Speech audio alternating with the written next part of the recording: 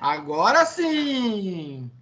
Começamos mais um evento da Adnotare, mais uma palestra gratuita da Academia Nacional de Direito Notarial Registral. Hoje, dia 6 de outubro de 2020, 19 horas e 4 minutos.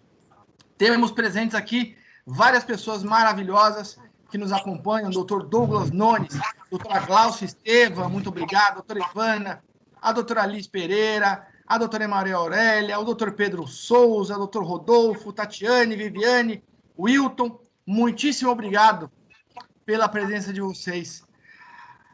A ideia das nossas palestras semanais gratuitas é justamente para a gente poder trazer essa reflexão, esse debate sobre temas relevantes do estudo do direito notarial registral. Hoje teremos a palestra do Dr. Mauro Antônio Rocha, advogado, formado na USP, a pessoa extremamente experiente, a pessoa que eu nutro um carinho gigante por ele, uma admiração muito grande que eu tenho pelo Dr. Mauro Rocha, e ele vai trazer um tema lindo chamado Patrimônio de Afetação e o Registro de Imóveis. Esse é um tema muito bacana, que todos nós que militamos na área registral notarial, né, e também na área imobiliária para muitas pessoas, esse tema é fundamental para o estudo. Então, só vou deixar um recado inicial, que a Adnotare agora está no Migalhas, né? A Adnotare está no Migalhas. Então, a gente já faz ao convite a todos os associados da Adnotare para que tragam para nós as suas ideias, as suas críticas em relação aos temas registrais. Boa noite, meu querido Mauro. Passo a palavra para você começar a sua excepcional palestra, eu tenho certeza disso. Ok? Boa noite, Marcos. Boa noite a todos os presentes. Vamos, então, dar continuidade à palestra que nós começamos na quinta passada, dia 1º de outubro, que por problemas técnicos nós não conseguimos completar. Não é? Então, o tema que nós nos propusemos a discorrer hoje para vocês é sobre o patrimônio de afetação e o registro de imóveis. Tá? Nós nos acostumamos, nos últimos anos, a falar sobre patrimônio de afetação, não é? Principalmente o patrimônio de afetação na incorporação imobiliária. Não é? Falamos também bastante, durante esse tempo todo, sobre o patrimônio de afetação decorrente da alienação fiduciária, tá? Mas nem sempre nós nos detemos para verificar o que é efetivamente o patrimônio de afetação. Não é? Nós não nos detemos para estudar o que é o patrimônio. Não é? O que é a incorporação imobiliária e por que foi necessário afetar uma parte do patrimônio do incorporador na incorporação imobiliária. Então, nós vamos tentar, de alguma forma, explicar isso resumidamente, evidentemente, em função do nosso tempo aí de 1h30, tá?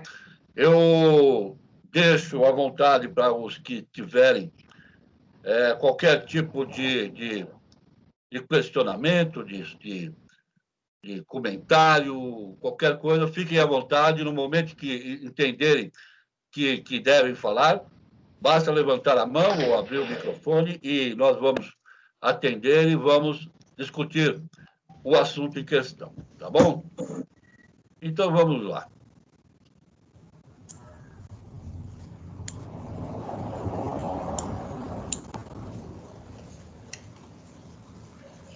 Temos o slide aí, né, Kiko Naga?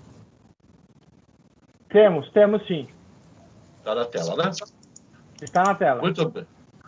Então, o patrimônio de afetação e o registro de imóvel.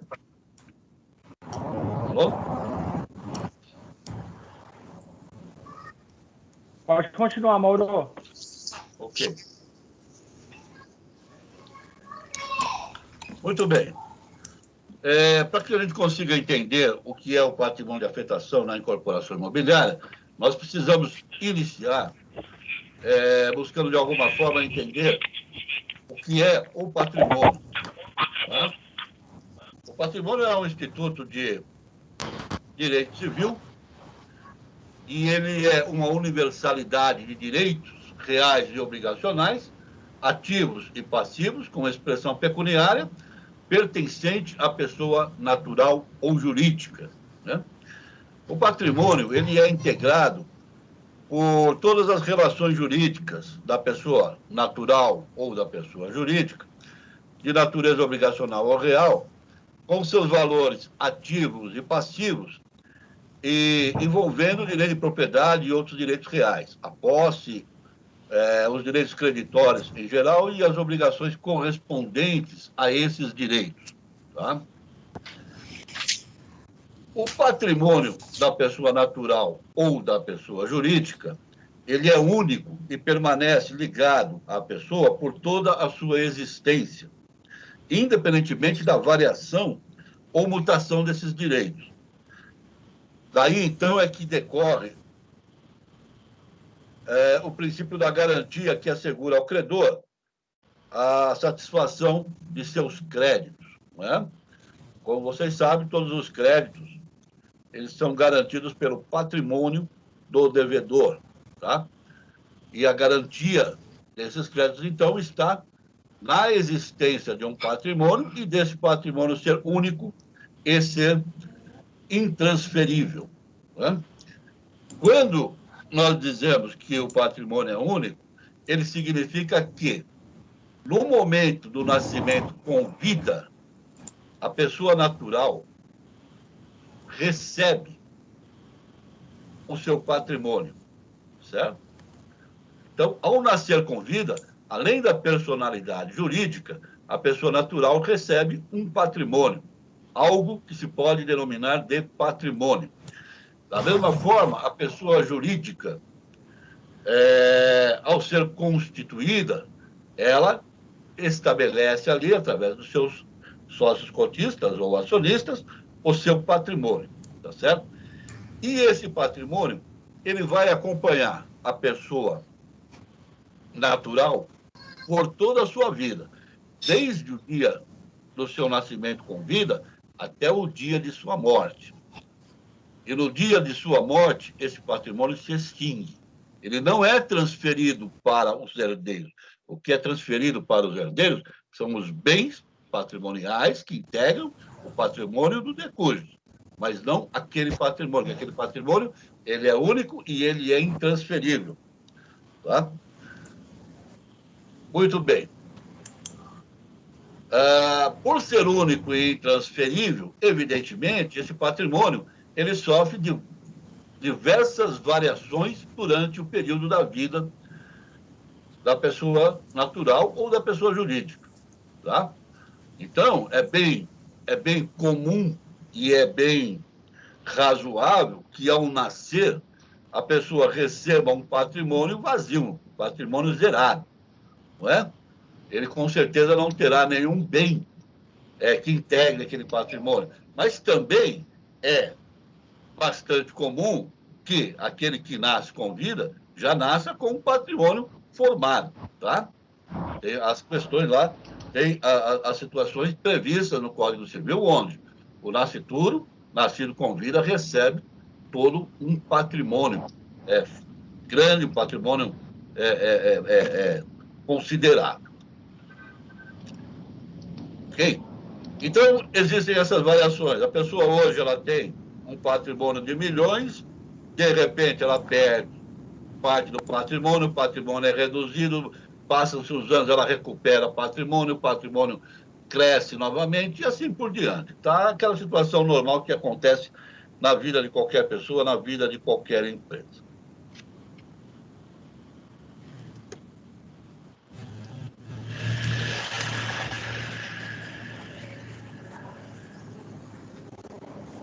Sobre o patrimônio, existem duas correntes doutrinárias, né? Ou pelo menos duas correntes doutrinárias.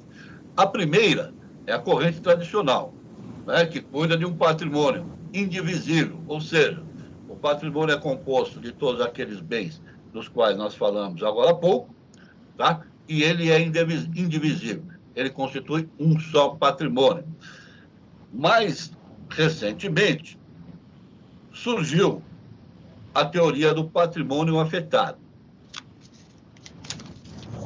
A teoria da afetação patrimonial, ela surgiu no final do século XIX, com o propósito mesmo de permitir a criação de patrimônios especiais dentro do patrimônio comum para cumprir destinações específicas. Okay? Então, a partir do final do século XIX, a teoria da afetação patrimonial surgiu com o propósito mesmo de permitir, né, que dentro do patrimônio de uma pessoa natural, dentro do patrimônio de uma pessoa jurídica, se criassem patrimônios especiais, cuja função era cumprir destinação específica. Okay? Então, para ilustrar, imaginemos que nós temos aí um patrimônio geral, não é?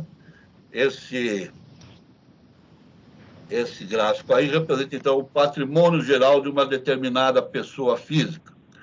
E, dentro da teoria do patrimônio indivisível, esse é um patrimônio geral. E ele responde por qualquer dívida, qualquer obrigação do titular do patrimônio. Tá? No entanto, pela teoria do patrimônio de afetação, é possível, dentro do patrimônio geral, criarmos patrimônios especiais, específicos, que se destinam a garantir determinadas obrigações, determinadas dívidas do titular do patrimônio geral. Ok? Ok, Mauro. Estamos acompanhando. Muito bem. Não se pode, no entanto, criar patrimônio de afetação por livre e espontânea vontade, tá? A teoria a fonte da afetação patrimonial é a lei. Somente a lei é que pode dispor sobre a afetação patrimonial, tá? Então, se não há lei, não há afetação patrimonial. Não há como separar determinados bens ou direitos do patrimônio geral para garantir determinada dívida, determinada obrigação. Ou seja, aquela obrigação, aquela dívida será sempre garantida pelo total, pelo patrimônio geral. Tá? Mas, a partir do final do século XIX, com a teoria da afetação patrimonial, nós tivemos aí algumas leis que vieram para permitir a constituição de patrimônios de afetação dentro do patrimônio geral. No dizer do nosso Caio Mário Pereira da Silva, a fonte da afetação é a lei, pois não é ela possível, ou seja, não é a afetação patrimonial possível, senão quando imposta ou quando autorizada pelo direito positivo. Aparece toda vez que certa massa de bens é sujeita a uma restrição em benefício de um fim específico. Não é? Então, nos ensina o Caio Mário, doutor Caio Mário, ao saudoso doutor Caio Mário, que o patrimônio de afetação pode ser imposto ou pode ser autorizado. Nós temos dois tipos aí de patrimônio de afetação, o imposto e o autorizado.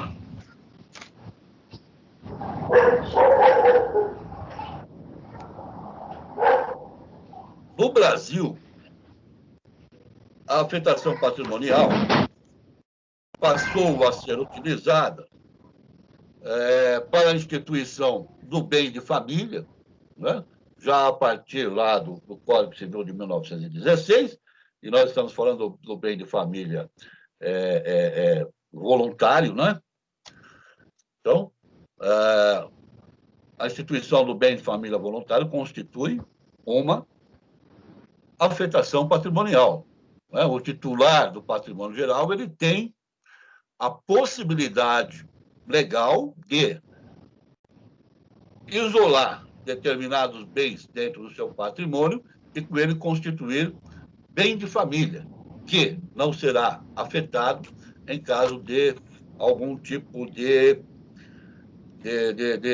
insolvência civil, falência ou qualquer coisa que venha a atingir o seu patrimônio geral. Também ele é aplicado no Brasil, já desde o nosso Código Civil anterior, na reserva dos bens adquiridos por dote. E também na imposição de cláusula restritiva de inalienabilidade aos bens transmitidos por herança ou doação, entre outras hipóteses. Tá? Então, a gente fala de afetação patrimonial na incorporação imobiliária, não é? Como se fosse uma novidade agora das últimas décadas, mas esquece que a afetação patrimonial já existia lá em 1916, quando no nosso Código Civil do Clóvis Bevilacqua, né? Com a instituição do bem de família, a constituição de dote, a cláusula de inalienabilidade e outros, ok? A afetação patrimonial ela pode envolver bens móveis de qualquer natureza, inclusive valores mobiliários, direitos creditórios, estoques, suprimentos e demais bens e direitos vinculados ao patrimônio afetado. Tá? Então, a afetação patrimonial ela não incide especificamente sobre bens imóveis. Ela pode atingir qualquer tipo de bem integrante do patrimônio da pessoa natural ou da pessoa jurídica. Tá? Eu me referi aqui, por exemplo, a quaisquer valores mobiliários. Se nós vamos lá no artigo do Código Civil que cuida da instituição de bens de família, nós vamos verificar que esse artigo permite que o titular do patrimônio constitua bem de família sobre imóveis e valores mobiliários. Tá? Então, esses valores, portanto, podem sim constituir patrimônio de afetação. Nós falamos de direitos creditórios, por exemplo, tá? Que são aqueles direitos que o titular do patrimônio tem a receber de terceiros. Tá? Esses valores podem sim ser constituídos e afetados para determinada destinação. Nós vamos encontrar essa possibilidade, por exemplo, na própria afetação patrimonial na incorporação imobiliária, né? Onde os direitos creditórios das vendas, né? Das alienações das unidades ou das frações ideais constituem patrimônio afetado juntamente com o terreno e as accessões. Eu me referi também a estoques e suprimentos. Também é possível que estoques e suprimentos das pessoas jurídicas, por exemplo, sejam constituídos como afetação patrimonial e sejam protegidos em relação aos direitos de terceiros. Ok? E além dos bens móveis, evidentemente, os bens imóveis, tá bom? Alguma dúvida, alguma coisa aí? Não, Mourão, está em ordem. Vamos lá. Ok.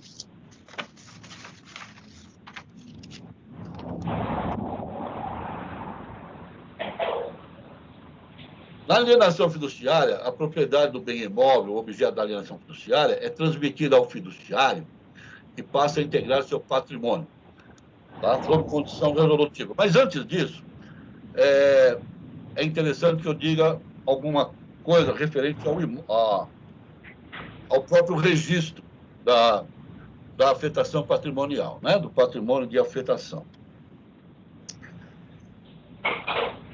Com relação aos bens imóveis, aliás, com relação aos bens móveis, o registro da afetação patrimonial, ele é efetuado conforme a natureza do bem, tá? Então, nós temos, por exemplo, no caso de automóveis, veículos e automóveis, não é? Esse registro da alienação fiduciária é feito diretamente nos DETRANs estaduais. Tá? No caso das embarcações, são lanchas, barcos, navios, etc., não é?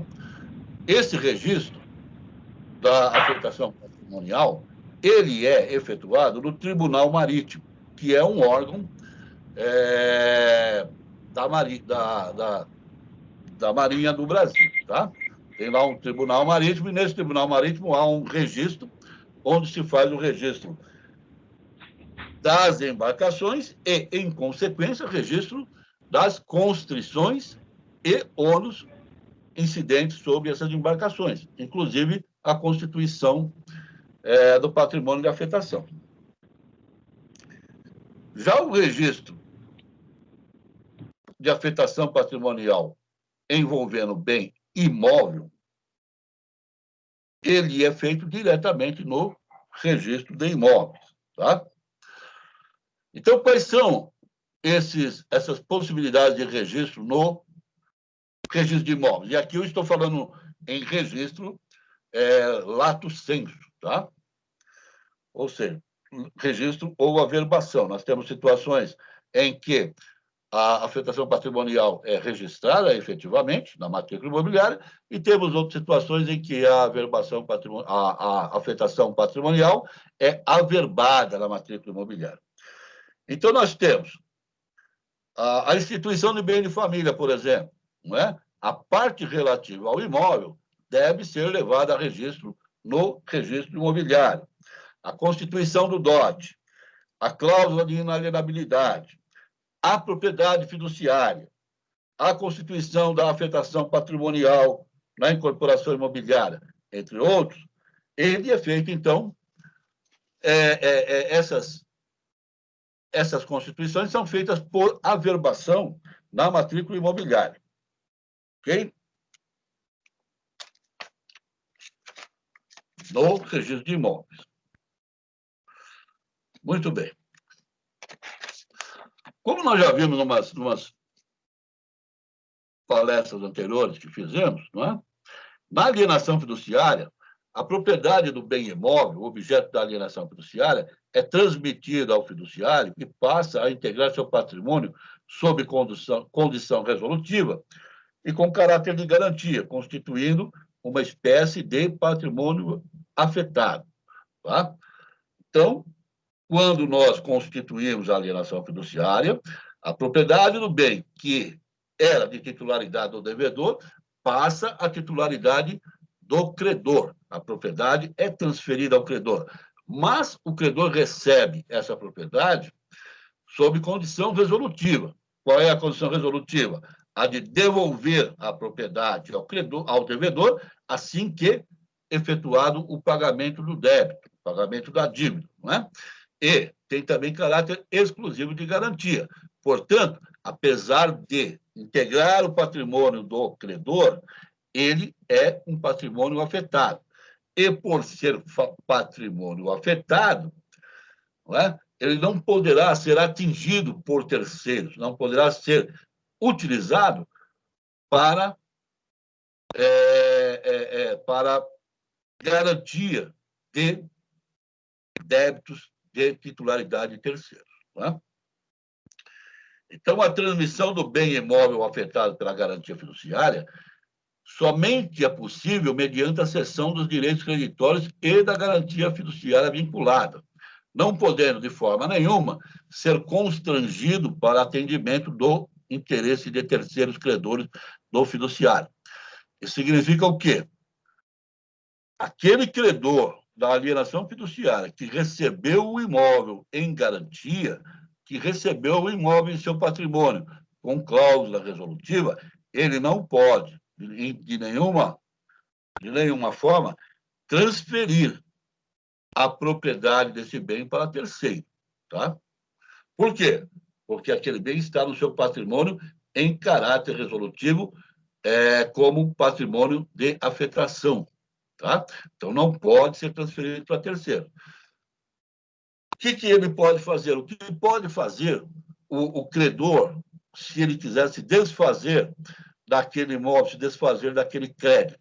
Ele tem que transferir os direitos creditórios. Então, ele cede os direitos creditórios para um terceiro, e aquele que compra, que adquire os direitos creditórios, vai receber, por consequência, a garantia daqueles próprios direitos, qual seja a garantia fiduciária relativa ao transferido por alienação fiduciária. Tá? E aquele terceiro vai integrar esse bem ao seu patrimônio, vai integrar os direitos creditórios, mais o imóvel, né? A propriedade fiduciária do imóvel, ao seu patrimônio, também na condição de patrimônio de afetação, tá? Com as mesmas restrições que tinha lá o primeiro credor. Ficou claro isso aí, Kiko Nago? Ficou, Maurão. Ficou, mas eu quero te fazer uma pergunta depois. Não quer fazer agora? Tá bom, tá bom. Então é o seguinte, você comentou sobre a questão do patrimônio afetado para o credor fiduciário, porém a lei ela fala que é a propriedade fiduciária que é transferida ao credor fiduciário. E aí vem aquela pergunta, o direito real de propriedade está com ele, de forma abstrata. No momento que você comenta que ele faz a cessão deste crédito, o direito real, que a gente vai falar da propriedade fiduciária, vai junto também, né? E a gente sabe que a propriedade fiduciária é uma espécie de propriedade resolúvel por causa antecedente.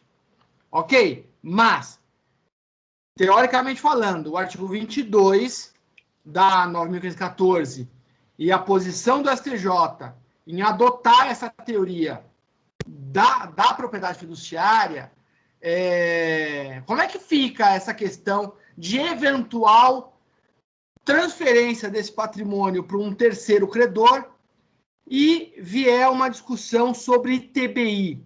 Como é que é isso aí? Compreendi.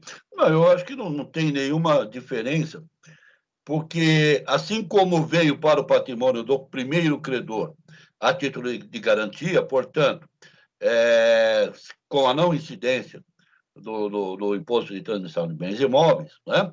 Na cessão dos direitos, a garantia fiduciária ou a propriedade fiduciária é transferida também ao novo credor, também na mesma condição, na condição de garantia.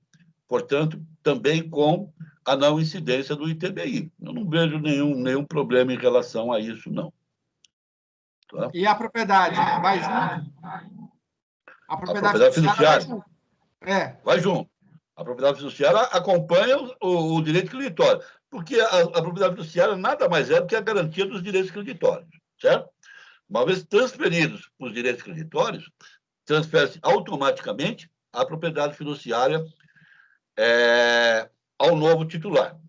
E isso é feito também mediante averbação na matrícula imobiliária, tá? Agora, em alguma situação, essa transferência ela é feita não como uma cessão da propriedade fiduciária, e sim como uma cessão dos direitos creditórios, apenas mediante a transferência da CCI, do Certificado de Crédito Imobiliário, não é? Da cédula de crédito imobiliário. Neste caso, quando a CCI é uma CCI emitida em caráter de forma escritural, aí não há o controle do registro de imóveis. Esse controle é feito por uma entidade privada de custódia de títulos. Tá? No nosso caso, em geral, seria a CETIP ou a B3, né? Que hoje, na verdade, a CETIP foi adquirida pela B3. Tá? Então, A transferência é feita nos registros da B3 e não nos registros do registro de imóvel. Tá ok. Ok, Tá certo? obrigado. Ok.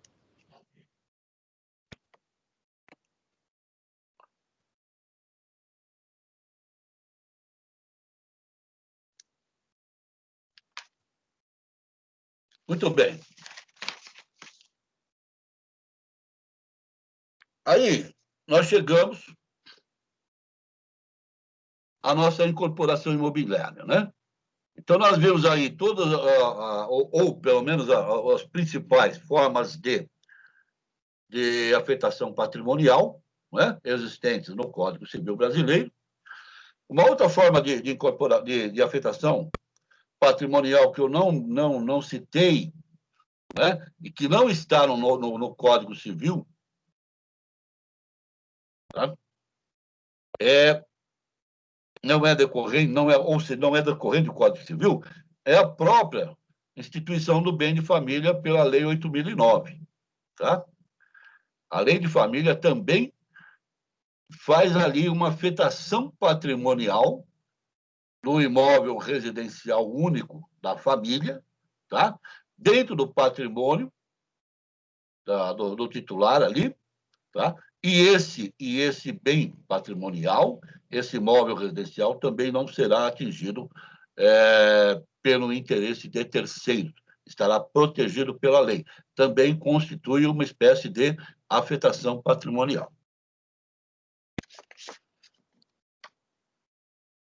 Muito bem.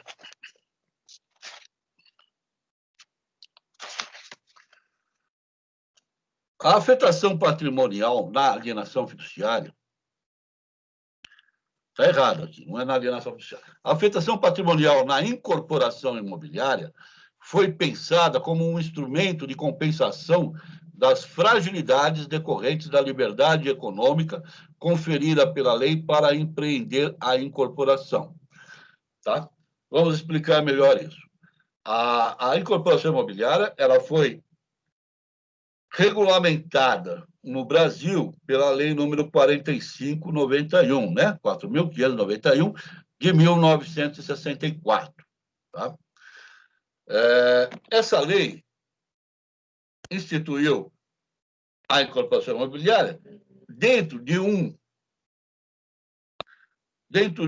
regime, dentro de um sistema de liberdade econômica, né? Permitindo que qualquer pessoa natural ou jurídica pudesse assumir responsabilidades e obrigações para a venda de frações ideais de terreno vinculadas a unidades autônomas, mediante simples promessa de conclusão das obras em certo prazo, preço e condições. Tá? Então, bastava, tá, a partir da lei e, em decorrência da lei, bastava que qualquer pessoa natural ou jurídica se autodenominasse incorporador, tá? E para que pudesse oferecer ao mercado, ao público em geral, a venda de frações ideais de terreno e da construção da unidade residencial, mediante instrumento de simples promessa de que, ao final, entregaria um apartamento pronto, um imóvel pronto e acabado, conforme descrito nos documentos que compunham lá a incorporação imobiliária. Essa liberdade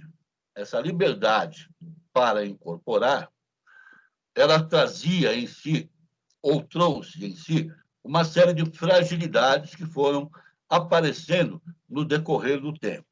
Tá? Nós tínhamos, por exemplo, como fragilidade, ou temos ainda, né, como fragilidade, por exemplo, todo o acervo do empreendimento integrando o patrimônio da incorporadora. Tá? Então, na verdade, há ali uma incorporação imobiliária, há ali um empreendimento, porém, todo o acervo patrimonial daquele empreendimento pertence à incorporadora imobiliária, não é? O terreno pertence à incorporadora, as acessões construídas pertencem à incorporadora, os direitos creditórios decorrentes da alienação de fração ideal pertencem à incorporadora, os estoques adquiridos para a construção do empreendimento pertencem à incorporadora, tá?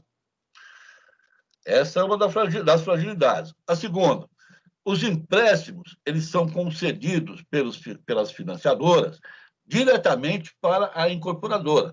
Então, a incorporadora toma dinheiro no mercado para construir o empreendimento incorporado.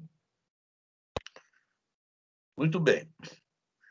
Também há uma ausência de segregação contábil por empreendimento, que significa que, se uma incorporadora média tem aí 10, 15 empreendimentos sendo construídos ao mesmo tempo, não é? Tudo isso faz parte de uma mesma contabilidade, não há segregação por empreendimento, de forma que é bastante difícil definir-se, quando necessário, o que pertence a qual empreendimento, tá? Quanto do caixa pertence ao empreendimento, quanto de estoques, quanto de direitos creditórios e assim por diante. Tá? Outras fragilidades vinham da possibilidade de desvio de uma obra para outra. Tá? Então, isso que nós chamamos de desvio é bastante comum, ou era bastante comum e continua sendo comum nas incorporadoras médias e grandes. Tá? E do que nós estamos nos referindo? Ao fato de que o estoque de material de uma obra pode ser transferida para outra obra da mesma incorporadora sem nenhum tipo de fiscalização. Tá? Também não havia regulamentação suficiente para a substituição da construtora ou da incorporadora na hipótese de quebra ou desistência do empreendimento. Né?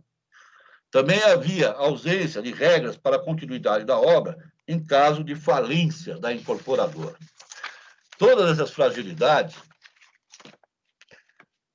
acabaram por minar a credibilidade desse tipo de negócio imobiliário, desse tipo de negócio que é de extrema importância para o desenvolvimento, tanto do mercado imobiliário como para o desenvolvimento do próprio mercado financeiro e econômico do país. Tá? Por quê? Porque, de repente, você tinha incorporadoras que deixavam de cumprir suas obrigações e acabavam deixando ao léu lá os seus clientes, os seus compradores, né? Que não tinham lá como se reembolsar daquilo que foi pago, daquilo que haviam despendido para a aquisição do imóvel. Muito bem. Essa situação ficou muito séria lá para os anos 70, não é? Mais ou menos para os anos 70. Principalmente no final dos anos 70, em função da quebra da chamada incorporadora Encol. A Encol foi a maior incorporadora brasileira do século passado. Tá? Foi a maior incorporadora brasileira do século passado. E no momento da sua quebra, ele tinha centenas de obras em andamento, tá? Não havia nenhum controle de caixa, o caixa da incorporadora era utilizado para todas as obras, não havia nenhuma segregação em relação aos empreendimentos, e no momento da quebra, o que aconteceu? Quebrou e sobrou para todo mundo. Não é? Não havia como repensar cada empreendimento para poder que cada grupo de adquirentes pudesse tentar salvar ali algum tipo de interesse.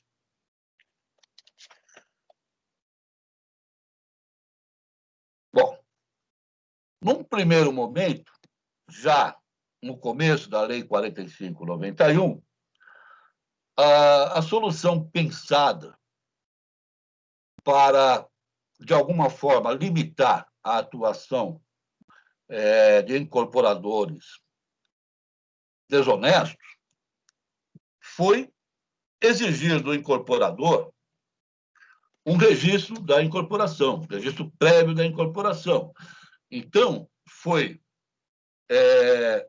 instituído na lei que o incorporador deveria, antes de qualquer atividade, registrar a sua incorporação no competente registro de imóveis. E, para efetuar esse registro, ele teria que ter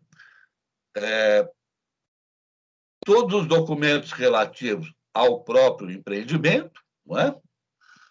Como ele se constituiria, como seria a divisão das frações ideais, como seriam as acessões, como seria feito o pagamento das acessões, e assim por diante. Tá? Além disso, o incorporador ele passou a ter a obrigação de demonstrar, naquele momento da aquisição, né, naquele momento da instituição da incorporação imobiliária, que ele tinha total condição econômica, financeira e de idoneidade para levar a cabo aquele empreendimento. Tá? Então, para isso, ele teria que, além dos documentos da própria incorporação, do próprio empreendimento, ele teria que apresentar todas as certidões de idoneidade cadastral, certidões de idoneidade judicial, teria que apresentar uma declaração bancária de idoneidade financeira.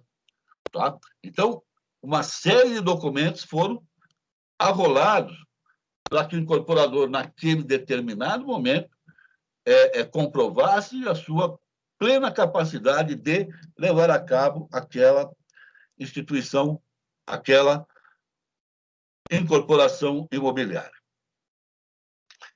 Para além disso, não é? Além de demonstrar tudo isso, além de juntar todos esses documentos e apresentar ao registro de imóveis para registro, era também obrigatório que o incorporador fizesse a referência a esse registro em todos os papéis e documentos relativos à incorporação que ele viesse a produzir a partir de então. De forma que, quando o interessado se dirigia, naquele momento, a um empreendimento para adquirir um imóvel na planta, tá? Ele teria ali, no documento, no instrumento ou no papel lá de propaganda do imóvel, ele teria a indicação do registro, que ele poderia se dirigir ao registro de imóveis e conferir a veracidade daquilo que estava sendo ali oferecido. Ok? Então, já era uma forma bastante interessante de precaução e de defesa dos interesses dos adquirentes das unidades imobiliárias, sejam residenciais ou comerciais, que se fazia, então, a partir da incorporação imobiliária. E isso funcionou bem durante um longo tempo, até nós chegarmos àquele momento a que me referi agora há pouco, em que houve uma crise no mercado da construção civil e a maior incorporadora, a Encol, veio a quebrar, não é? Em consequência da quebra da incorporadora Encol, não é? Que é muito comentada, quebraram muitas incorporadoras de menor porte. Tá? Então, se fala muito da quebra da Encol, mas, em consequência da quebra da Encol, muitas outras incorporadoras de menor porte acabaram quebrando também em função da perda da confiança do mercado naquele tipo de negócio imobiliário. Não é? Se a maior empresa quebrou, eu vejo que não vou fazer negócio com a menor, que a menor estará muito mais exposta à quebra do que estava a maior. Então, por ser uma atividade de longo prazo, né? Por ser uma atividade de longo prazo,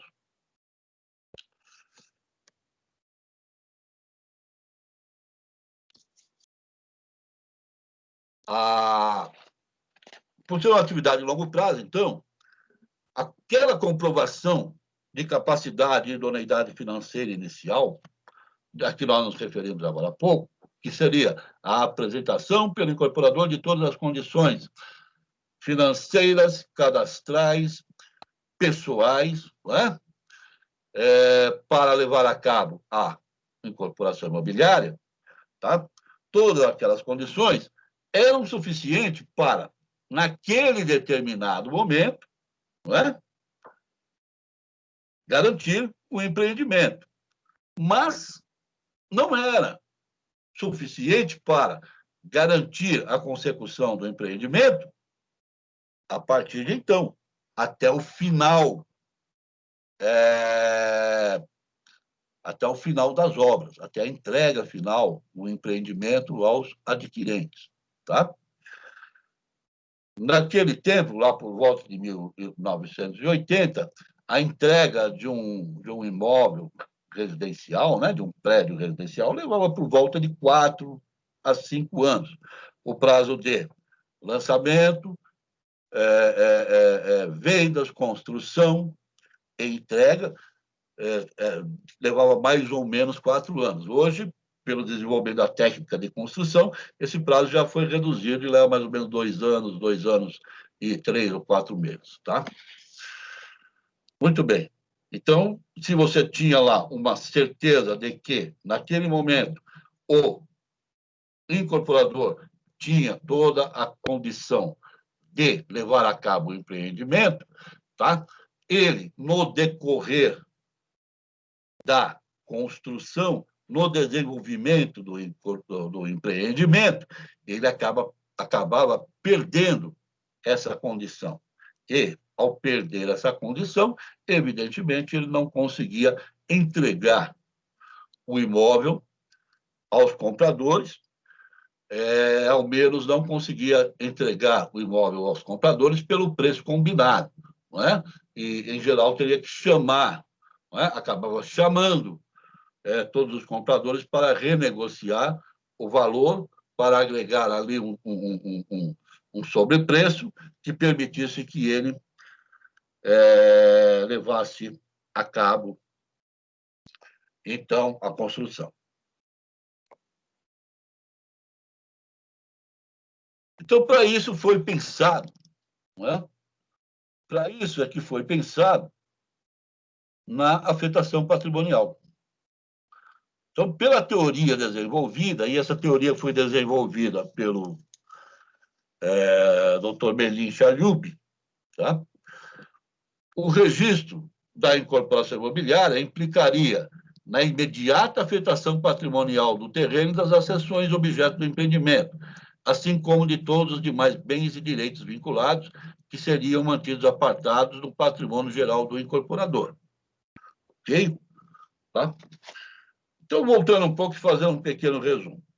Nós tínhamos a incorporação imobiliária regida pela Lei 4591, de 64, não é? Que permitia a qualquer pessoa, natural ou jurídica, não é? Empreender a incorporação imobiliária, tá? Para afastar eventuais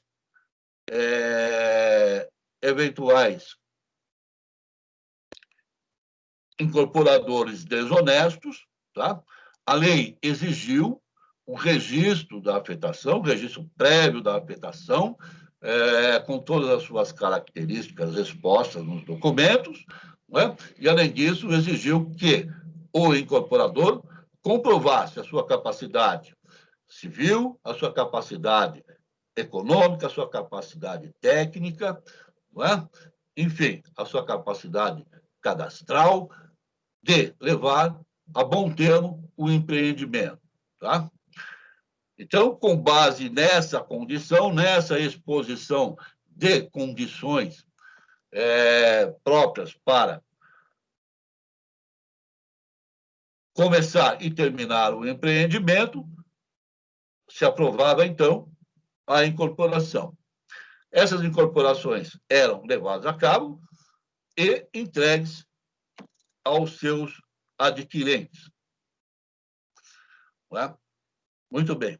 No entanto, de um determinado tempo em diante, a coisa passou a meio que descontrolar, não é? Em função do crescimento das incorporadoras e tal, da sobreposição de obras, tudo isso veio a descontrolar um pouco esse controle, essa segurança jurídica da incorporação imobiliária.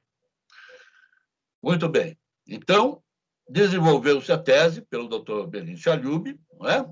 De que era possível fazer a afetação patrimonial, que implicaria na afetação patrimonial do terreno, das acessões objeto de empreendimento, assim como de todos os demais direitos e valores que seriam mantidos apartados no patrimônio geral do incorporador.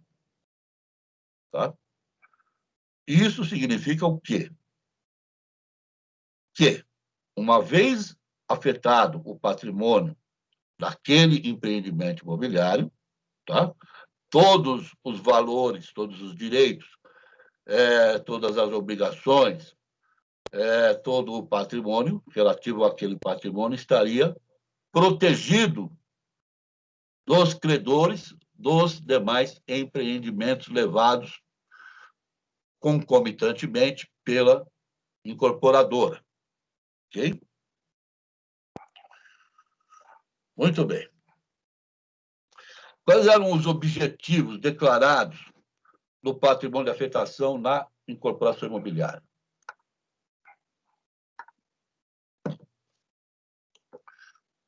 O primeiro e principal objetivo: assegurar direitos aos adquirentes de unidades autônomas de edifício em construção, no caso de falência ou insolvência do incorporador. O segundo, assegurar a consecução e entrega das unidades imobiliárias aos respectivos adquirentes. O terceiro, resgatar a confiança no mercado imobiliário, principalmente de imóveis em construção, imóveis chamados na planta.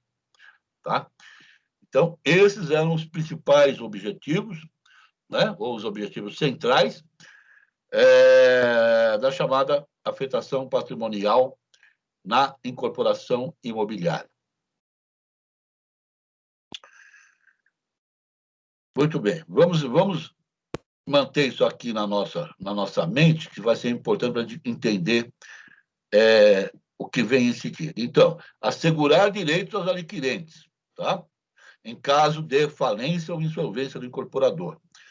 Então, havendo afetação patrimonial, ainda que houvesse falência ou insolvência do incorporador, os adquirentes teriam assegurados os seus direitos, né? O que significa direitos assegurados aos adquirentes? Significa que eles deveriam, no mínimo, receber de volta aquilo que investiram na aquisição da unidade. Tá? É isso que se entende desse primeiro objetivo. Segundo, assegurar a consecução e entrega das unidades imobiliárias.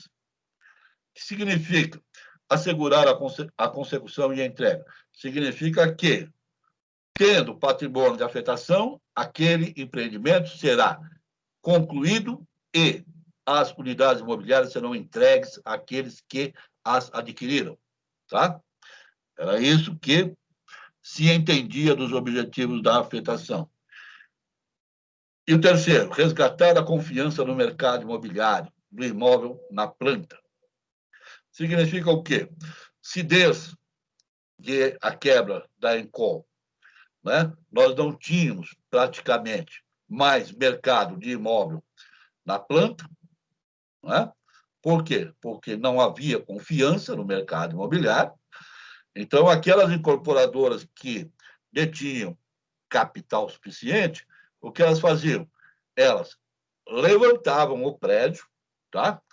E colocavam à venda após a conclusão da obra, já como imóvel pronto. Aquelas que não tinham dinheiro para erguer o prédio com seu próprio capital, essas não tinham mercado. Elas não poderiam captar, não tinham como captar nem no mercado de crédito imobiliário e nem vendendo as unidades para eventuais interessados.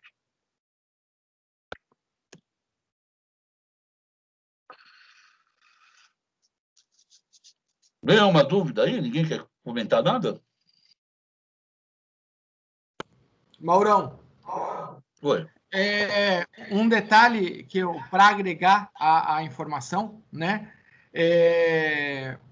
Há muito tempo eu faço esse estudo e eu entendo particularmente que tanto o Decreto-Lei 58/37, a 4591/64 e a 6766, que trabalham com os empreendimentos imobiliários, eu entendo que essas legislações elas já possuem dentro de si um viés consumerista.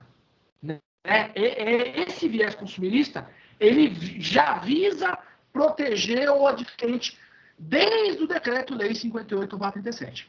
Quando você comentou lá sobre a incorporação imobiliária, é importante a gente recordar que a exigência do memorial de incorporação registrado é justamente para você gerar validade jurídica ao negócio de objeto futuro.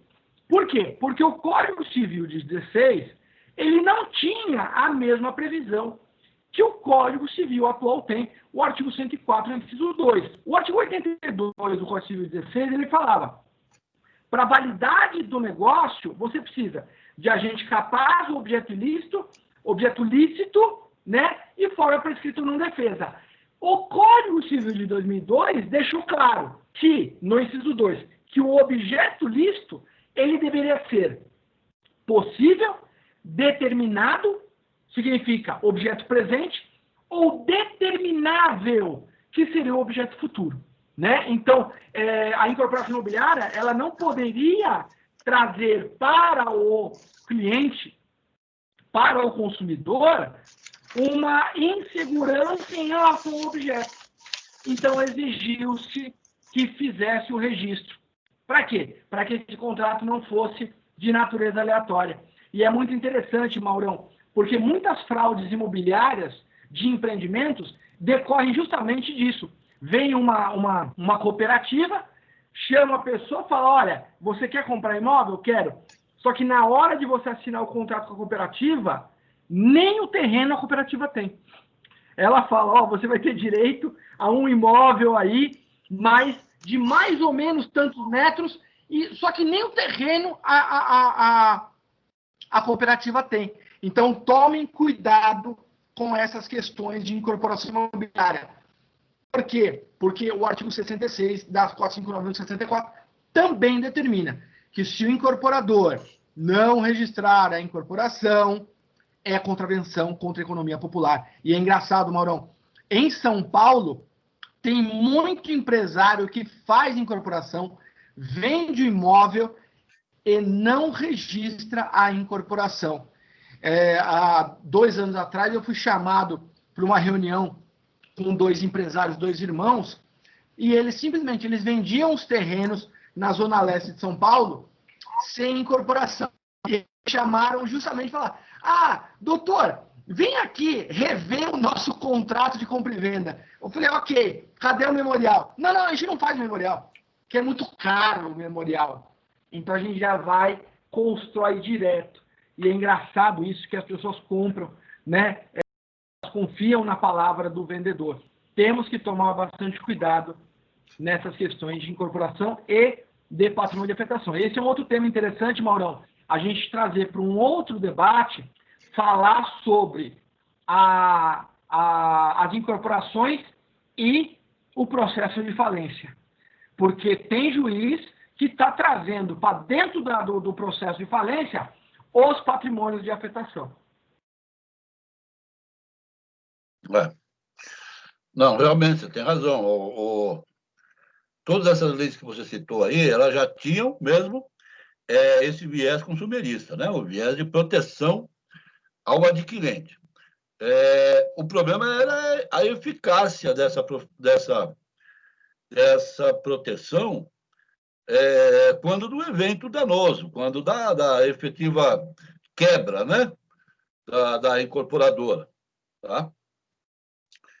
Ali era muito difícil que se fizesse efetivamente qualquer tipo de restituição ou de pagamento aos adquirentes. Né? Em geral, os adquirentes saíam mesmo zerados daquelas operações. Também, você falou das construções de prédios, não é? Residenciais e comerciais que são feitas sem incorporação, ainda aqui na nossa cidade de São Paulo, né? Um local onde é extremamente fiscalizado. Viu, Maurão? Exatamente. Lá, eu tava lá em Passo Fundo, em julho, né? Lá no hospital, e lá, os advogados que eu conversei lá, eles falam que é comum não fazer incorporação. Sim. É bastante comum em São Paulo você pegar as matrículas imobiliárias, não é? Da unidade residencial e você verificar que o primeiro registro, aquela unidade é de propriedade de 52 casais. Né? Por quê? Porque, na verdade, aquilo foi construído como construção própria, não é? Construção própria de um grupo. Evidentemente que dificilmente você junta um grupo de 52 pessoas para fazer um prédio. Aquilo foi feito por algum incorporador, algum construtor que simplesmente não fez a incorporação imobiliária. Não é? Ele juntou os adquirentes como se fosse um grupo e mandou bala. Agora, se houver aí uma quebra no meio do caminho, ninguém tem direito a absolutamente nada, não é?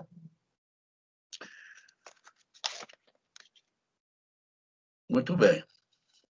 Mauro, Oi. deixa eu te perguntar uma coisa. Desculpa. Essa questão de garantia, o Kiko até falou sobre a questão de cooperativa.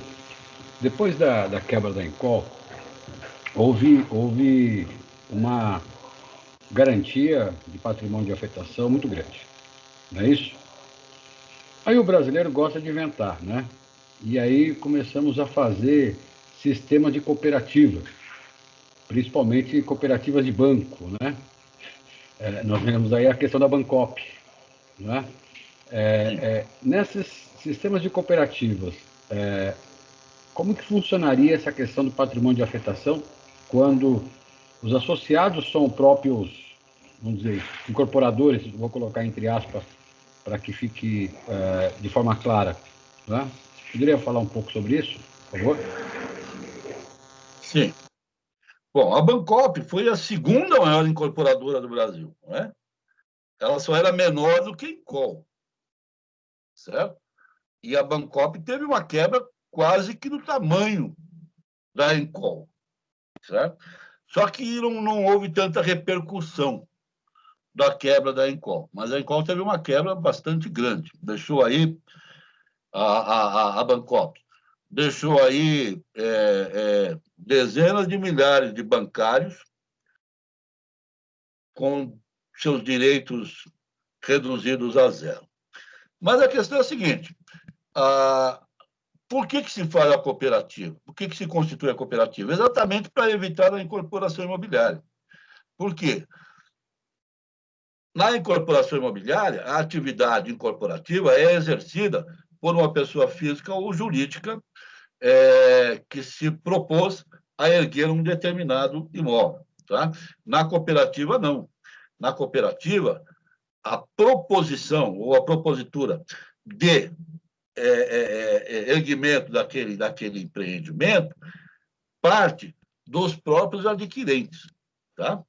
Então, são grupos de pessoas que se reúnem com o fim de construir um prédio residencial onde provavelmente morarão. Tá? Evidentemente, tirando alguns casos aí de sindicatos ou de agremiações, qualquer coisa assim, tudo isso é uma grande fraude. Né? Essas cooperativas, na verdade, elas são incorporadoras que agem ao arrepio da lei. A grande questão aí é o seguinte: não tendo incorporação, a cooperativa, ela não tem a obrigação de comprovar condições técnicas, financeiras e jurídicas para aquele negócio, tá? Então, aquela primeira segurança que você tinha, que é a segurança inicial do empreendimento, não é? Você já não tem na construtora, porque ela não tem obrigação nenhuma de comprovar isso aí, tá? E também não tem afetação patrimonial. Eu nunca vi nenhuma afetação patrimonial em imóvel de construtora, tá? Até porque aquilo lá pertence já aos adquirentes, não é? Não há por que fazer a afetação patrimonial de algo que já pertence aos adquirentes. Então, não existe. Então, na verdade, você não tem nenhum tipo de proteção, não é? Você tem centenas, eu acho que milhares de empreendimentos de construtoras abandonados na Grande São Paulo, tá? Durante um bom tempo, grande parte dos trabalhadores da Grande São Paulo não podiam utilizar a FGTS para adquirir moradia própria, porque tinham um contrato de aquisição de cota, na cota de aquisição de unidade residencial de construtora. E isso impedia a aquisição. Tá? Então, eles vinham lá com laudos, mandavam fazer laudos, e vinham laudos lá mostrando aquele terreno que era só mato, e tinha lá 2 ou 3 estacas que foram construídas e mais nada, mas não havia. Por quê? Porque a lei dizia que era impedimento à propriedade ou à aquisição de direitos de unidade residencial. Tá? Posteriormente, isso foi alterado e, desde que se prove que aquele empreendimento foi abandonado, já se abriu essa possibilidade. Tá? Mas é isso. A cooperativa, não quero aqui dizer que as cooperativas são todas fraudulentas. Não é isso. Né? Tem cooperativas que funcionam efetivamente. Mas essas que você vê construindo em grande escala, construindo grande número de empreendimentos, isso não tem sentido do ponto de vista das entidades cooperativas destinadas à construção de residência para os seus associados. Ok? Bom, Hilário.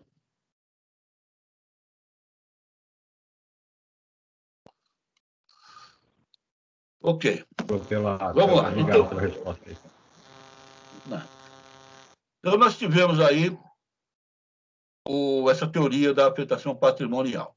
Então, a afetação patrimonial seria você ter o patrimônio geral da incorporação imobiliária, tá?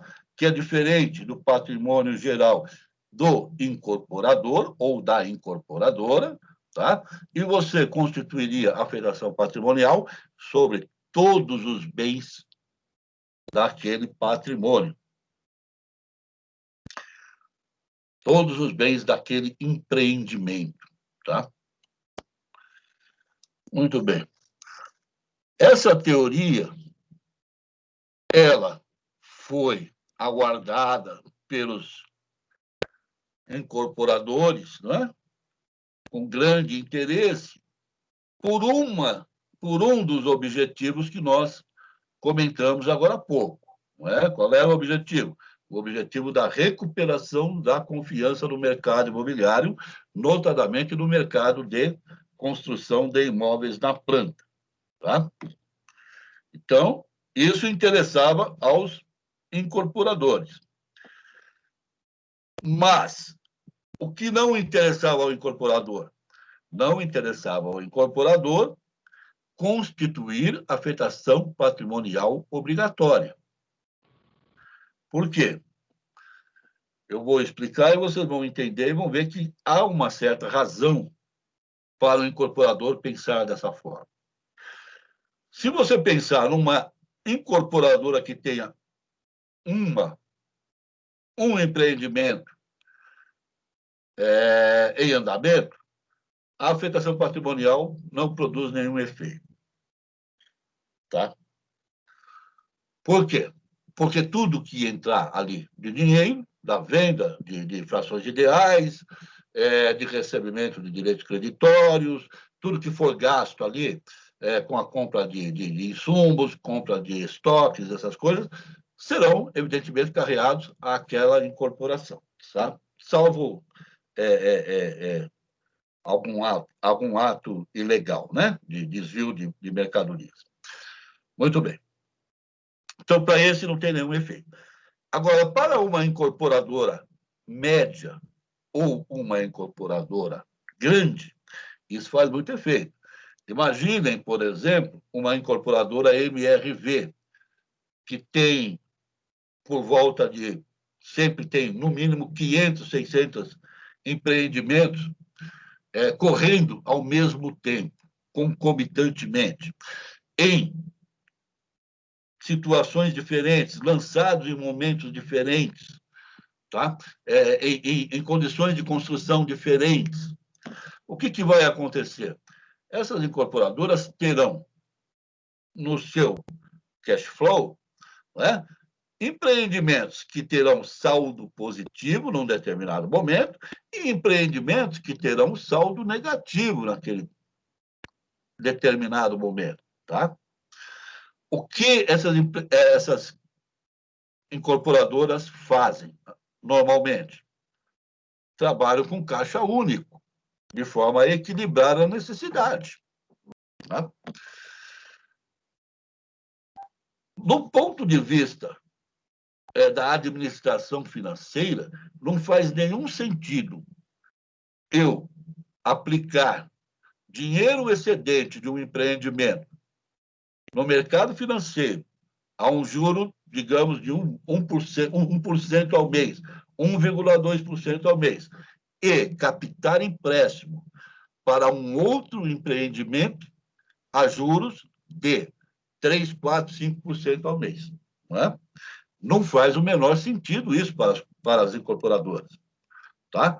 Então, isso foi uma coisa que elas nunca aceitaram muito bem. Tá? E por isso que elas, de alguma forma, trabalharam contra a afetação patrimonial. Não por acaso, junto com a afetação patrimonial, foi ressuscitado uma modalidade societária chamada sociedade de propósito específico. Não é? Por quê? A incorporadora diz assim, olha, eu não vou afetar, não vou fazer afetação patrimonial, mas eu vou constituir uma sociedade de propósito específico, que significa o quê? Que toda a contabilidade daquele empreendimento estará centralizada. No entanto, isso não me impede de trabalhar o caixa, não é? De equilibrar o caixa dessas empresas. Ok? Bom, nessa discussão toda, levou-se aí um bom tempo para resolver isso, e só foi sair em 2001, tá? Quando nós já estávamos numa situação de crescimento do mercado imobiliário. Então, a incorporação imobiliária, o regime da afetação foi introduzido pela medida provisória 2.221 de 2001, que foi revogada pela Lei 10.931, que trouxe os artigos 31A e os artigos 31A a 31F, que foram inseridos na Lei 45.91 para regular o regime da afetação patrimonial. Tá? Depois de muita discussão, depois de muita luta dos interessados, em 2001, né? Alguém está com o microfone aberto aí. Em 2001, veio a medida provisória e, em 2004, veio a lei para regulamentar a afetação patrimonial. Só que né? Só que, depois de tanta discussão, a lei veio de uma forma que desarticulou completamente toda a teoria que fora anteriormente configurada ali pelo Dr. Melim. Tá? Então, vem lá no artigo 31A.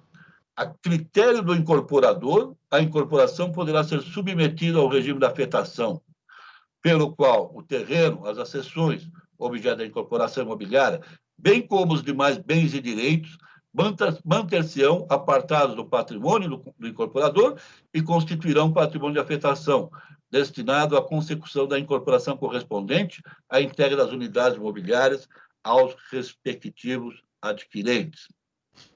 Tá? Já no primeiro artigo, no 31A, a lei diz a critério do incorporador. Então, aquilo que foi pensado para ser uma obrigação da incorporadora passou a ser uma vontade, o exercício de uma vontade, não é? Ela submeteria a incorporação ao regime de afetação a seu critério, se quisesse. Se não quisesse, não o faria. Tá certo?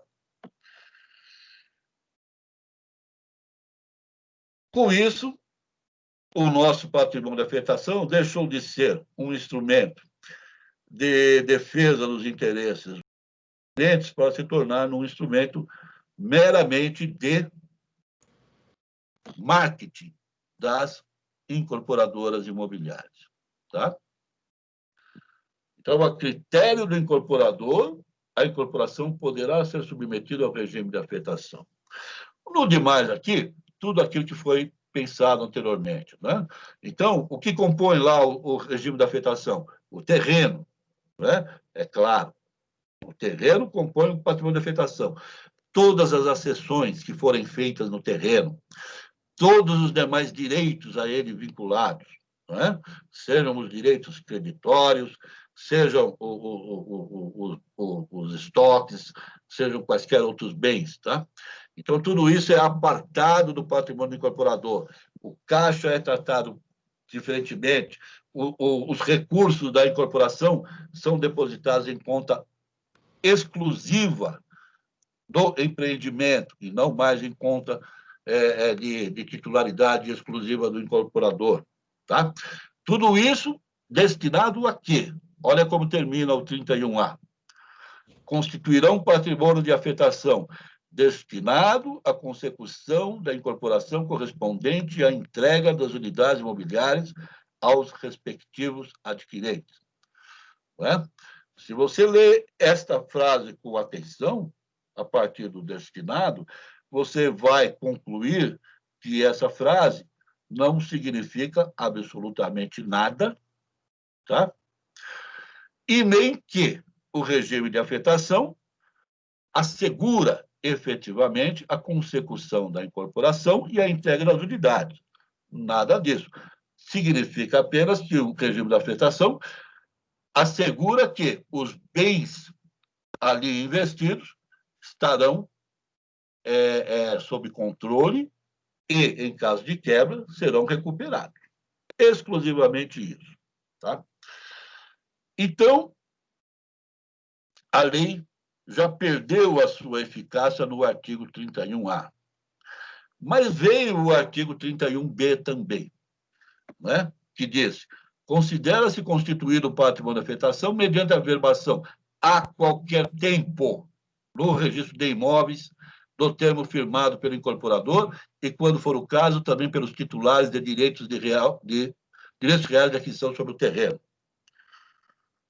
Então, quando a lei incluiu, né, quando o Congresso Nacional incluiu no artigo 31B a expressão a qualquer tempo, ele, de certa forma, acabou com qualquer efetividade do patrimônio de afetação.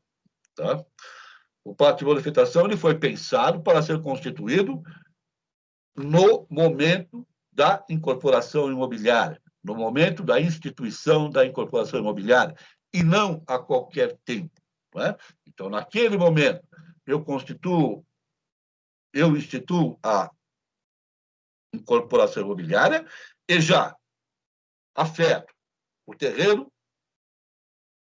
as acessões existentes e todos os direitos presentes, passados e futuros relativos àquele empreendimento. Tá? Já não era mais assim, é a qualquer tempo. Pode ser a qualquer tempo.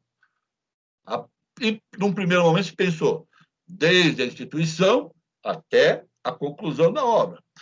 No entanto, veio em seguida um enunciado 324 do Conselho da Justiça Federal que disse: é possível a averbação do termo de afetação de incorporação imobiliária a qualquer tempo na matrícula do terreno, mesmo antes do registro do respectivo memorial de incorporação no registro de imóveis. Isso aqui é uma coisa muito estranha. Por quê? Porque se a afetação patrimonial depende de lei, e a lei diz que a afetação patrimonial é da incorporação imobiliária, como é possível averbar o termo de afetação antes do registro do respectivo memorial de incorporação? Eles erraram, Maurão, eles erraram, né? Foi. Eles erraram, imagina. Eles erraram.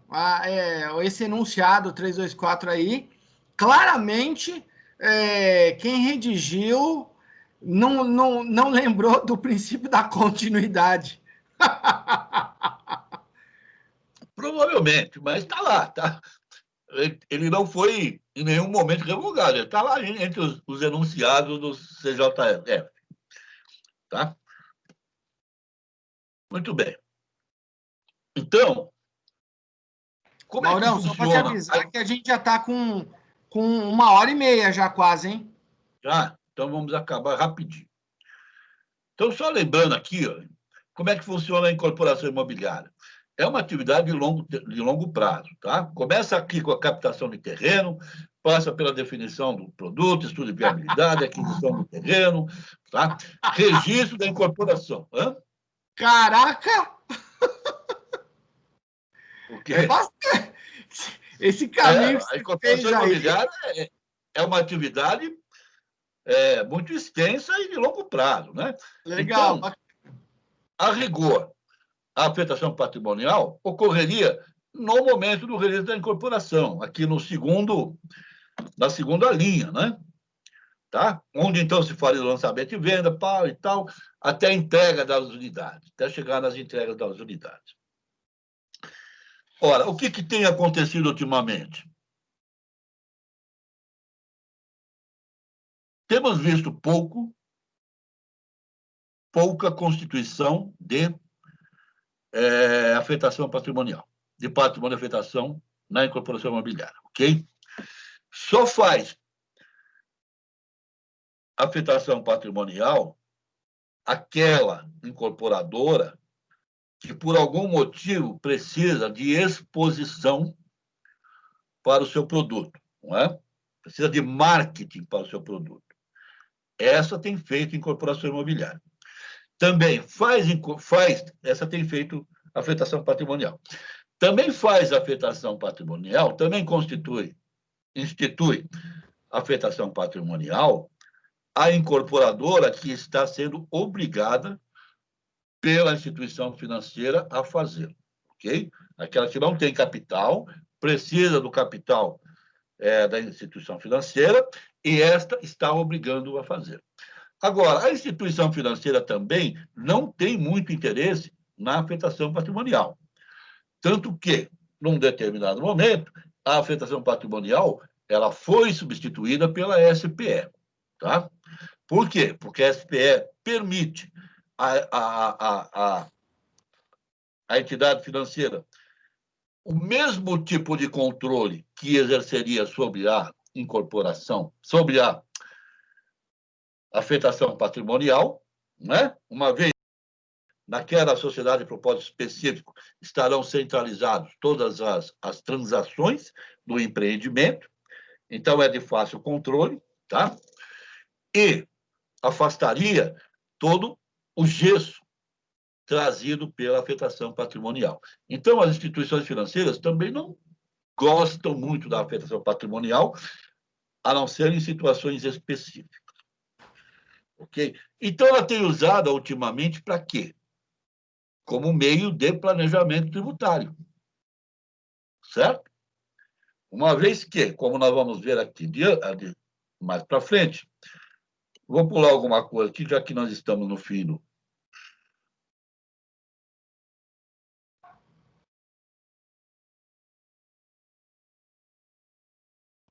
Então, diz aqui a lei, o artigo 31C, que caberá à comissão de representantes e à instituição financiadora da construção a fiscalização e o controle da afetação patrimonial.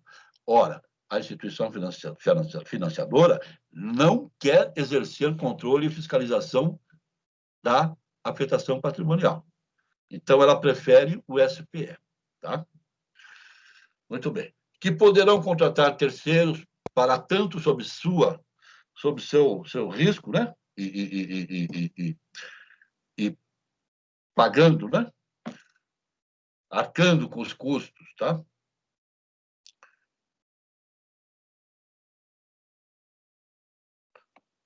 Muito bem. Então, o que a afetação patrimonial traria de interessante para os adquirentes?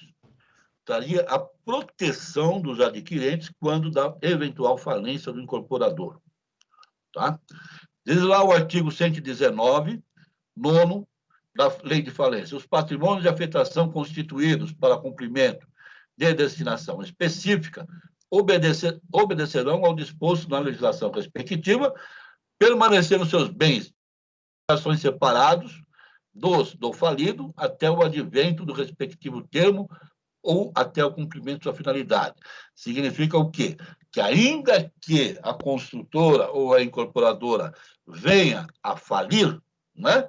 E vamos falir a grosso modo, assim como falência, insolvência, recuperação judicial, tá?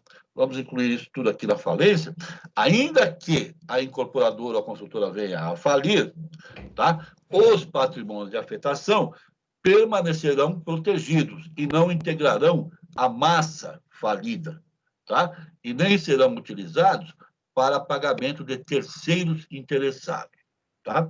Essa é a segurança que tem o comprador. Então, os privilégios do crédito. Na falência do incorporador, os adquirentes das unidades serão credores privilegiados pelas quantias que houverem pago ou pelas diferenças não reembolsadas, respondendo subsidiariamente os bens pessoais do incorporador. Os credores envolvidos diretamente na incorporação terão preferência no recebimento e não concorrerão com outros grupos de credores, em razão da segregação do patrimônio. Beleza? Então, quebrou a incorporadora. O patrimônio está afetado. Significa o quê? Que toda aquela massa de bens que fazem parte do empreendimento, que fazem parte do patrimônio afetado, permanecerão em segurança e não entrarão na massa falida. Agora, isso significa que, com aqueles bens, será possível restituir aos adquirentes o valor que eles investiram? Essa é a pergunta, né? E a resposta, sob qualquer aspecto que você analisar, será não. Absolutamente não. Não é? Não vamos esquecer que o incorporador adquiriu um imóvel, um terreno, por 1 milhão, por exemplo, e que ele vendeu 50 frações ideais por 20 mil reais cada uma. Tá? Quanto dá 50 vezes 20 mil? Espera aí, calma lá. 50 vezes 20 mil. 1 milhão de reais. 1 milhão? Então não é 20 mil. Então ele vendeu por 50 mil. Certo? A verdade é o seguinte, ele vende a fração por aproximadamente 10 vezes o valor que ele comprou. Tá certo?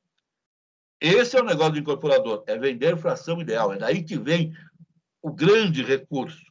Tá? Agora, na hora em que quebra e que você vai ter que vender aquele conjunto de bens, aquele terreno passa a valer exatamente o que ele vale, e não como fração ideal. Então, se ele foi comprado pelo incorporador por 1 milhão, se ele vai vender para um terceiro, vai vender por 1 milhão, tá certo? Então, não haverá como restituir o valor da fração ideal para cada um dos adquirentes. Não é? A mesma forma, as acessões. Imagine que você tenha metade de um prédio construído. Para construir a metade do prédio, você usou efetivamente metade do orçamento de construção.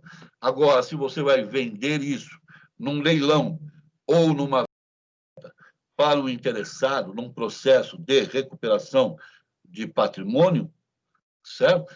Evidentemente, o interessado não vai pagar 50% do valor da construção do prédio.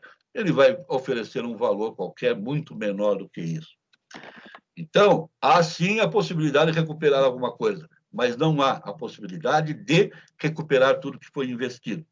Da mesma forma, quando diz que é para assegurar a consecução da obra, significa o quê? Que os adquirentes assumirão aquela obra na situação em que está e contratarão uma outra construtora e aquela construtora continuará a obra e terminará, né? Com o recurso dos adquirentes. Agora, imagina o custo que isso terá, não é? Porque uma coisa é uma construtora que está construindo um prédio com um preço contratado e outra coisa é você tirar aquela construtora, por algum motivo, e contratar uma outra. Essa outra vai cobrar um preço muito maior do que você tinha contratado com a primeira, para terminar a obra. Isso é o normal do mercado. Então, os efeitos, né, dessa afetação patrimonial são muito pequenos em relação aos investidores, aos adquirentes. Muito bem. Terminando aqui, só falar do regime tributário. Então, eu disse, na verdade, hoje a afetação patrimonial está sendo utilizada pelas incorporadoras exclusivamente como planejamento tributário. Não é? Por quê? Porque existe um regime especial tributário para as incorporações que aderiram à afetação patrimonial. Não é? Uma redução de alíquota de 4%, se não me engano, né, sobre o lucro, e no caso de construção de Minha Casa Minha Vida, 1% do lucro. Então, como a lei permite que você faça a afetação patrimonial a qualquer tempo, as incorporadoras estão fazendo a afetação patrimonial nos últimos meses da construção. Por quê? Porque é o momento em que você vai desligar as unidades e que haverá um maior afluxo de dinheiro. Não é? Então, tendo maior afluxo de dinheiro, haverá maior incidência tributária. Então, eu faço a adesão à afetação patrimonial, nesse momento, de forma a pagar menos impostos na conclusão da obra. Tá? Então, basicamente é isso. Tinha aqui mais algumas coisas para dizer, mas, basicamente, eu disse o que eu precisava dizer. Tá? Então, o patrimônio de afetação foi uma sacada inteligente do Dr. Melim, não é? Uma forma de proteger os adquirentes das unidades em construção, mas, no entanto, ele meio que se perdeu pelo caminho e hoje ele é utilizado exclusivamente para outras situações que não a proteção efetiva do adquirente. Ok? Tem alguém ainda aí? Tem um monte ainda, Maurão, tem um monte. Agora a gente abre para os questionamentos, né? A gente eu não quis atrapalhar o teu raciocínio, mas realmente o patrimônio de afetação ele é um instrumento interessante que os empreendedores não gostam muito, porque é dar a chave da contabilidade para o cliente, né? Esse argumento aí, viu, Kiko? Oi. Esse argumento aí já não se usa muito, não, porque a grande preocupação era com a comissão de representantes, não é? Sim. Eu vou constituir uma comissão de representantes que terá acesso integral à minha contabilidade e aos custos da minha construção, né? No entanto, verificou-se nesses anos todos que até para constituir uma comissão de representantes é difícil. É difícil, Né? é difícil. Em geral, nas afetações, não tem comissão de representantes, porque não apareceram interessados em compor a comissão. Exato, verdade. Meus caros, quem quer fazer a pergunta aqui para o nosso querido Dr. Mauro Antônio Rocha, já levanta a mão, já abre o áudio, fiquem à vontade.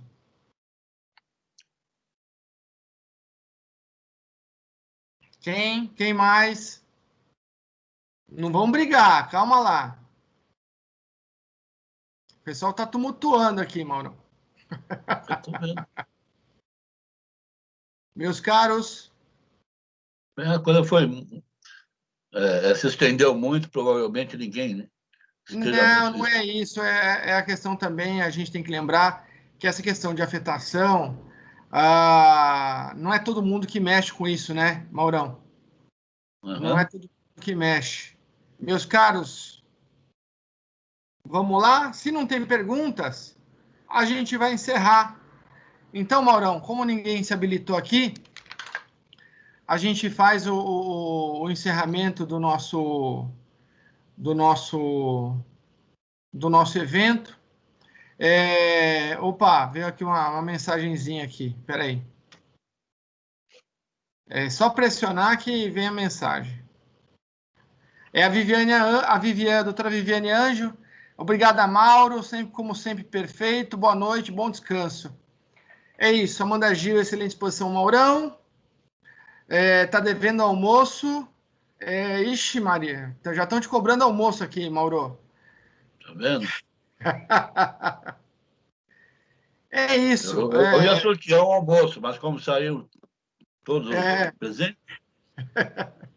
Então, a gente ratifica aqui, né, Mauro, o convite a todos a participarem da Adnotare, né, da Academia Nacional de Direito Notarial. Manda um e-mail lá para o nosso adnotareacademia@gmail.com com o currículo. Entra lá na Adnotare, começa a participar dos grupos de estudo, né, que já tem uns 10 grupos de estudo lá, para a gente poder divulgar novos pensamentos. Lembrar que agora a gente tem um canal de divulgação dos artigos lá no Migalhas. Maurão, sua despedida? Bom, obrigado e agradeço aos que permaneceram até agora. Eu acho que eu procurei dar uma geral sobre o assunto e realmente é um pouco longo, né? Mas acho que foi bem. Agradeço a todos. Tá? Maurão, posso fazer uma última pergunta, bem rápida? O sistema financeiro da habitação, lá da Lei 4.380/64, ela não criou também um patrimônio de afetação aos imóveis financiados pela SFH? E eu parto do raciocínio por conta da proibição de uso capião desses bens. Não seria um patrimônio de afetação?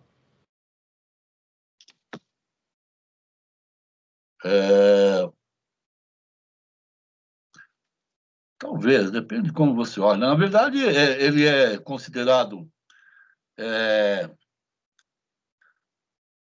desconsiderada a uso capião, né, desses bens, por se entender que o sistema financeiro da habitação cuida de dinheiro público, não é?